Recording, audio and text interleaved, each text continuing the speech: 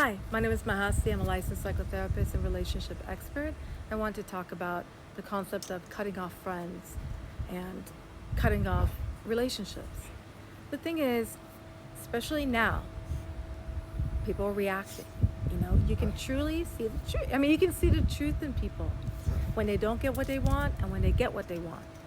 And I want you to pay attention because the kind of person that if you're close to that ends up cutting off a relationship from you with you because you don't agree with them or anything or treats you badly is a toxic person, no matter what, you know because generally there's other signs of toxicity. It's like, what does that have to do with anything? And sometimes we don't pay attention to the clues, you know because friends are people that we choose because we like them. Okay, there's no obligation to friends. I mean, they're not our friends are not supposed to agree with everything. Nobody's really supposed to agree with everything we want, but especially with friends. I mean, you may have the similar music taste, or you like to hike. The thing is that there's certain loyalty that you want, which is if something happening to you personally, you don't want them to go against you, you want them to support you.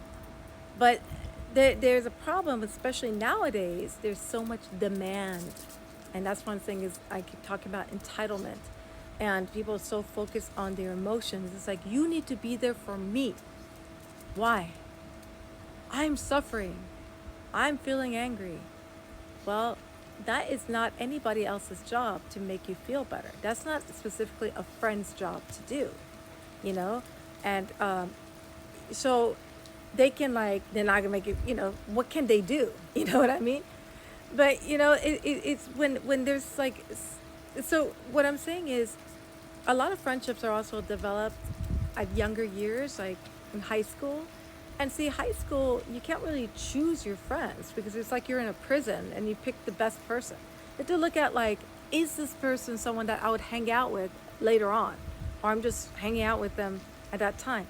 And a lot of people just get stuck with their high school friends. Now, there's good friends that you can find, but you have to remember that, again, friends we choose, we like. But notice, in addition to getting to this point, you don't want to be toxicity. Notice when you're succeeding, how your friend responds to you.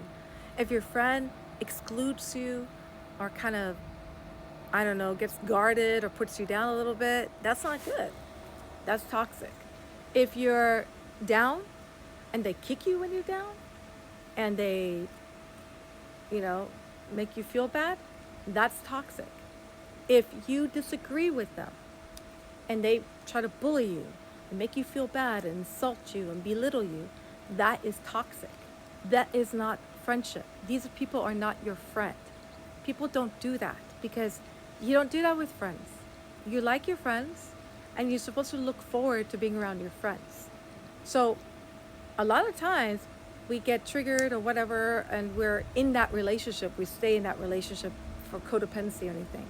You may realize that you don't even like this person, but you have this obligation. That means that you do need to cut off from that friend. And now I have noticed a lot of people are just lashing out. Well, they're showing their true selves. So if they're lashing out at you, I want you to just step back and notice, how does this person react at these certain times when I succeed, when I'm down? And see, okay, is it really emotional? Are they wanting me, like wanting you to be like them and agree with them and demand, or are they just reacting? And that's the first time you've ever seen that behavior. Then if it's the first time, that's fine. And you just say, look, I agree to disagree. And if they can handle that, great. But if they can't, then they're toxic. But you know what? You don't need to get into a whole fight. It matters. Like, you can slowly cut off from them. And that's what you need to do anyways, with family, with friends. When they treat you badly, you don't have an obligation to be with them. Okay? You don't put yourself in a position to be just like them. If you use that as an excuse, though, to treat them badly, then you are the toxic one. Okay? You suddenly realize, oh my God, my friend is like this. Well, I'm going to show her. I'm going to go off on her. Why? then are you? You might be the toxic one too. So there is no justification. Let me tell you again, no justification for bad behavior. I don't care if someone ran over your foot, okay? You're not supposed to go and yell at someone innocent because of that, okay? Hold it in, take care of it. Again, no justification for bad behavior. And so with these people, you need to pay attention and slowly cut off. Now, sometimes you need to immediately cut off. If they do something and it gets you that angry, then it might be a great opportunity for you to get rid of them. So if they cut off from you, great. It makes your life easier. And block them. Don't give them a chance to come back. Okay, if they're willing to cut you off because you don't agree with them, they're not a friend. That's what I'm trying to tell you. Good luck. If you have any questions, please comment below. And I have my show on Instagram from 7 to 8 p.m. Pacific Standard Time on Sunday nights. And you can come live and ask. You can go on live and ask questions.